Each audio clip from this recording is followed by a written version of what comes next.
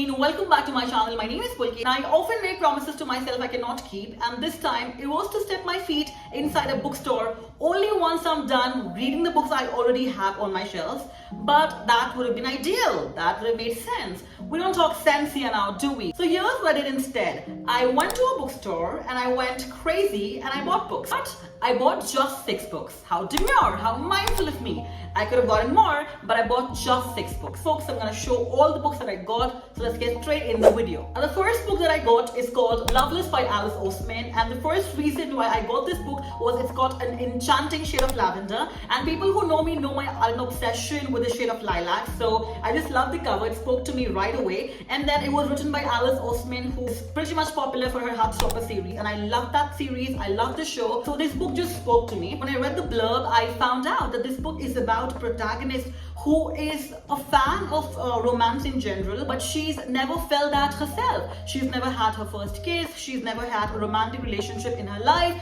but she's hopeful that she'll experience all of those lovely moments soon. And the moment I read this just spoke to me very well, and I knew that I had to pick this one up. And when I did a little bit research about this book, I also got to know that this book touches on the aspects of asexuality, and I've never read anything on those lines. So this was the first book that I laid my eyes on, and I finally got this one. The second book that I got is called I Kissed Sher by Cutesy McQuisted. Now, I read just one book by Cutesy, which is Red, White and Royal Blue, and it is one of my all-time favorite series. And I love Cutesy's writing. She's so meticulous. The way she has those pop culture references, the way she makes you feel for those characters, I think is absolutely phenomenal. And I just wanted to read something else by Cutesy as well, and I had never got the opportunity to read something else by her. The moment I saw this book, I was like, you know what, I've got to pick this one up. And cherry on the top, it got a purple cover as well. So I was like, you know what, it is a sign by the universe for me to read this book, and I picked this one right away. Super thrilled to read this one as well. Now, as for the blurb, this book is about a principal's perfect daughter, Sher, who kisses Chloe Green and then vanishes away. And then we follow a journey, followed by this. So I'm super excited to see what this book is all about. Honestly, I don't want to know a lot about what the story entails. I just want to be surprised, and yeah, this is the book that I'm gonna read next. The next book that I got is called Collide by Bal Cabra, and I'll tell you what, the moment I stepped inside the bookstore, this book was displayed on the cursory table right away, and people were swarming around that particular table, and I was super excited to see why are people swarming around this book. And when I saw the book was Collide by Bal Cabra, at first glance it looked like any normal romance novel, but you know what, I have a penchant for reading romance novels, so I thought I'm gonna read this one. But the reason I decided to pick this book was when I read this review which says the spice levels won't disappoint, and as somebody who grew up reading a lot of smut, a lot of Wattpad, I can never have enough smut, I can never have enough spicy scenes. So the moment I read this review, I was like, you know what, I've got to pick this one up. As for the blurb, this book is about a boy who's a hockey player, and there's this woman who does not do anything hockey at all, but then because of some punishment, this guy has to spend time doing a research paper, and guess who he has to do it with? Of course, with the woman that we see here. And of course then sparks fly, and it's giving me like an enemy to lover vibe sort of, and I can never have enough of that. It looks like a typical romance story, typical enemy to lover trope, so I've got time for that. So yeah, super thrilled to pick this book as well. And it also says if you love Deal the Icebreaker, you love this. I've read Icebreaker, I loved it, so I'm gonna read this one as well. The next book that I got is called Bookishly Ever After. Now, think of it as enemy to lovers, but bookstore owners edition. So we've got 2 people here who are bookstore owners. The woman who is called Lexi, and then we have the main protagonist who's called Sam. Now, Lexi is a bookstore owner who runs a bookstore, but then enters Sam, who's also a bookstore owner, and he wants to steal all of Lexi's customers. Of course, they're not off to a very good start. It also is like an enemy to lovers vibe, and the protagonist in the novel is a massive fan of Jane Austen. So I was told that this story has a lot of Jane Austen references as well. So that's all I needed basically. I always love books which is about books, which is about bookstore owners, and this one was about bookstore owners amalgamated with an enemy to lover trope. and you know what, I do not need anything else. This is by Mia Page. I've never read anything by Mia Page. Guess this is going to be the first of many. And can you see how cute the cover is? I just love when we have, like, you know, these books on the book covers. So super thrilled to read this one as well. I am saying that about all books now, am I not? But you know what, I'm actually excited to read all these books. But I'm sure I'll buy more books before I even finish these ones.